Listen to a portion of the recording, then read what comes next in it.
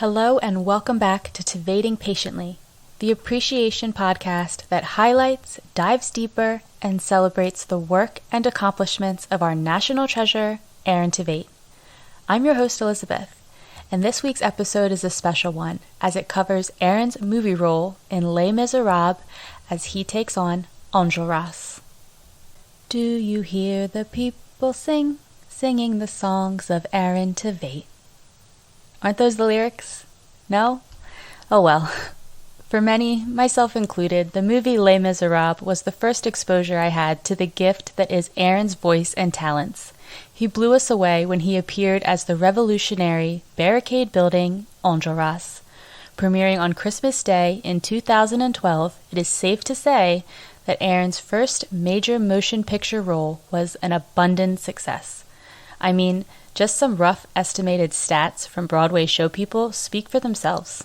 Christmas weekend, it's just look at that, 16 million people. That's really incredible. So I figured out, by my bad math, you are about 24.8 times more famous than you were before Christmas. Wow, I mean, the math doesn't lie. He captivated our attention with his voice, his powerful presence, and of course, the real MVP, his curly wig. I honestly didn't even realize until later that he was wearing a wig for his role. He just looked amazing and fit the part so well. I saw Les Miserables for the first time the day of the 2013 Oscars. I knew that it was up for Academy Awards in multiple categories, and I wanted to see for myself why. It was a double dose of Aaron that day. First on my screen when he entered during the ABC Cafe scene, and then that night with his iconic strut onto the stage to perform with the rest of the Les Mis cast. One of the many things Aaron knows how to do, and do well, is make an entrance. Starring alongside seasoned movie stars like Hugh Jackman, Anne Hathaway, Helen Bowman Carter, Sacha Baron Cohen, Amanda Seyfried, Eddie Redmayne, and Russell Crowe, Aaron was a bit of an outsider, being a Broadway theater actor. I felt that way when I found out that everyone got cast. I felt that it was really special to kind of be a New York theater actor and getting cast in this movie because, you know, it's such a huge part of the Broadway community, and I felt honored to be that way. And I've heard a lot of people say that to me, and it's really meant a lot because I was trying to hold our Broadway New York banner up while I was holding the flag up, you know. He held that Broadway banner well because it didn't take him long to find his place among the stars. Hugh Jackman, the leader of the cast as Jean Valjean, was one of the key players in helping Aaron feel included and valued, along with Tom Hooper, the producer. Tom didn't hide the fact that Aaron was his man and the one that he wanted to cast in the movie as Enjolras. In interviews, Aaron has spoken about how Hugh has publicly recognized him for being cast in Les Mis. When Hugh was performing a one-man show on Broadway, Aaron was in the audience one night to watch. But during the show, this happened. And so I went to watch his one-man show on Broadway just as a fan or whatever, and in the middle of the show, he basically made them turn the house lights up and made me stand up and said to the audience and everyone that I had just been cast in Les Mis, and it was like the smartest thing the producers could have ever done. Because, come on. On the Bants with Boo podcast, Aaron talked with fellow Moulin Rouge legends Ricky and Tam about his experience of working with Russell Crowe and the starstruckness that he felt during his scenes with the Gladiator himself. Russell Crowe was so amazing to me on that set. So, we had, because listen, I had a moment where, right, we capture Javert, right? And so I had to basically stand in front of fucking Gladiator and be the person in power in this scene. Okay. That's cool. Yeah. And Russell pulled me aside and saw what I was doing. And he was like, "Hey mate, do you mind if I tell you something?" I was like, "No, please, Gladiator, tell me." He was like, "You have to remember in this moment," he's like, your face, it's going to be in close up on your face, and your face is going to be 40 feet tall. Everything you're doing is right. He said, "Just do nothing and say it to me in this moment." And I was like, "Thank you, Gladiator." So The role of Enjolras came at a bittersweet time in Aaron's performing career. His role as Frank Abagnale Jr. in Catch Me If You Can had just ended, and Aaron was feeling the weight and guilt over that show's end. However, within a month of the show ending, he was cast in Les Mis. The timing is just crazy. If Catch Me If You Can had not ended when it did, we would not have the Enjolras that we have come to know and love today. Talking about shock and awe about getting jobs, Catch Me If You Can was the last show I did on Broadway. That closed in Labor Day of 2011. I was absolutely devastated when it closed. We had worked on that for so long. I can't say that I didn't feel like it was like my fault because I was on stage for 3 hours. I really put that burden on myself, and it was really difficult. But then a month later, within 2 days of each other, I got the Graceland pilot and cast in Les Mis. And so, and if Catch Me If You Can had continued to go, that never would have happened for me. So that's just. Aaron has spoken about how he's always known about the play on Broadway. He's seen it, but he feels like he's missed the chance to actually get to star in it while it's on Broadway. So being able to play a role in the movie and the role of Enjolras is something really special to him.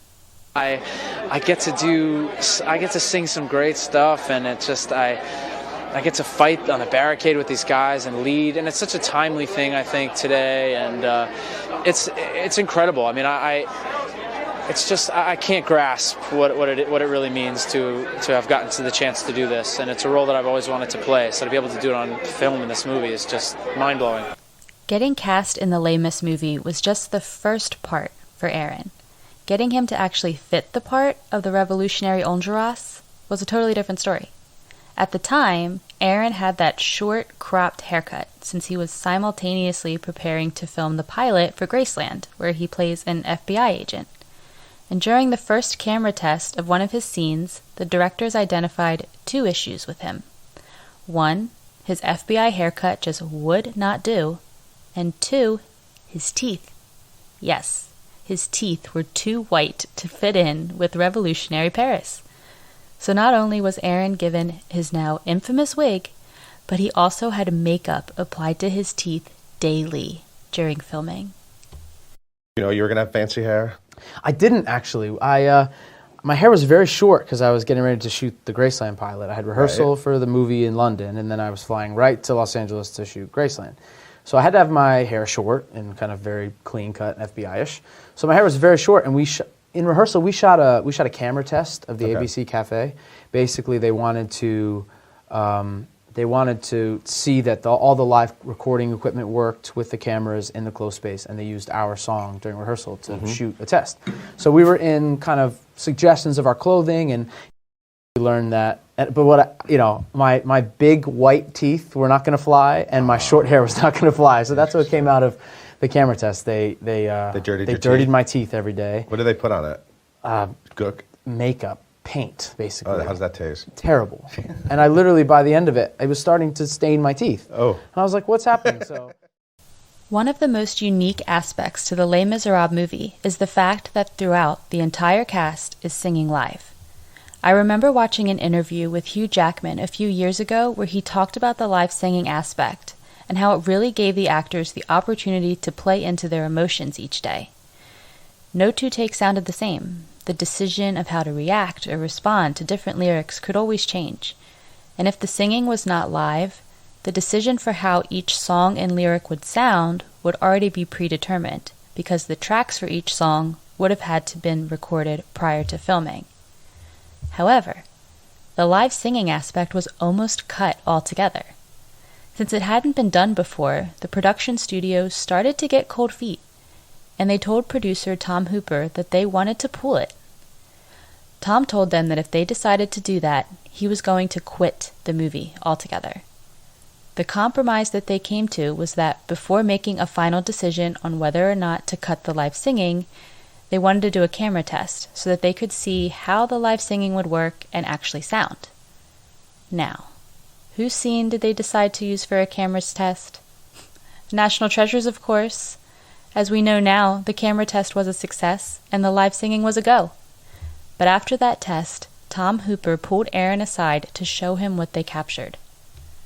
He pulled up the ABC. We shot the whole ABC Cafe scene, basically, which was my number to sing. And because he wanted to prove that it could work. And then I'll never forget, about a week later, they found out that it was a go and they were okay.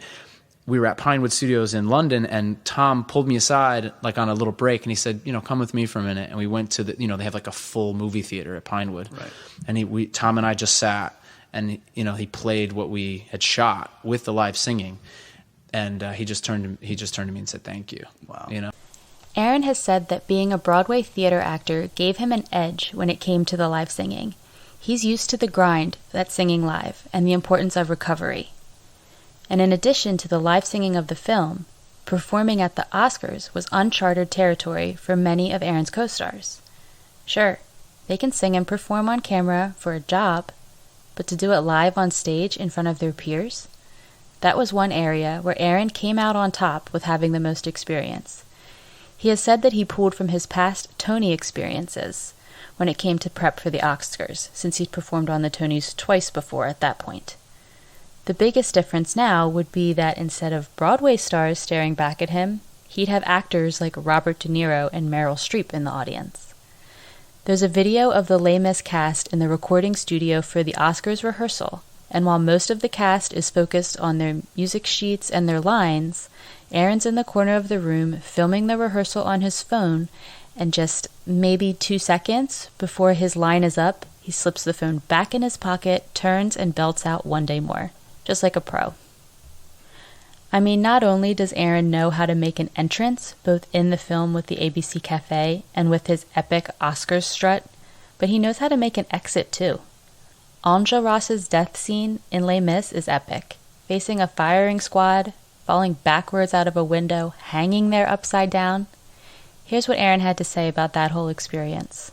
Your death scene is epic. It's epic and graphic. It is one of my favorite moments in the movie. Yeah. Is it scary to get shot like that? I mean, you have to fall back. Well, they put squibs on you, they're literally, I had like a harness, and first of all, I was harnessed in because I had to fall back out the window. Okay. But then they put like a vest on you that has squibs, which are basically, when you see people get shot in the movies, they're things that instead of the bullet going in, it basically explodes out and will go through your clothes. And, so we only had a couple shots because I only had a couple shirts to But these squibs, it actually makes it really easy to react to because they give you a bit of a pop, And actually, I had about 6 or 7 all over my body because the firing squad style. But one of them that was kind of right in my lower stomach. I don't know what happened. The squib misfired a little bit, and so it actually, instead of coming out, got blocked against something. I think it got blocked against my belt or my gun belt and went back in. So I had a huge welt on my stomach. So it was a little more method than I like to go sometimes, but it was really, really cool. Since it was such a diverse cast of actors in the film, in interviews before the premiere and even after, Aaron was often asked a lot of "who would you most like to" questions, just for fun about his co-stars. So here's a few of his responses as we wind down this episode. Who would you most like to have a beer with? Russell Crowe. Sing a karaoke duet with? He said a West End actor because they're so funny, and the song would be something idiotic, almost Paradise from Footloose, for example. Who would he like to star in a Broadway show with? Hugh Jackman. Now, side note, Broadway gods or higher powers, please make this one come true. Who would he most like to play golf with? Eddie Redmayne. Who would he most like to have a guest star on Graceland? He said Sacha Baron Cohen, and he could be like a Colombian drug lord or something. I wish we had the chance to have that one happen. And who would he like to celebrate his 30th birthday with? It's crazy that Aaron wasn't even 30 yet when he starred in Les Mis. He said all of them, but definitely Russell if it's party related. To quote Aaron as Enjolras, "The colors of the world may be changing day by day, but Aaron's legendary performances remain a constant, and I can only hope that more big-screen movie musicals are in his future." Thank you so much for listening and for your continued support of this podcast. Les Mis will always hold a special place in my heart, both for its epic performances and music, but also for introducing me to Aaron. As always, if you're looking for more fun Aaron content, you can find me on Instagram at @tveiting_patiently.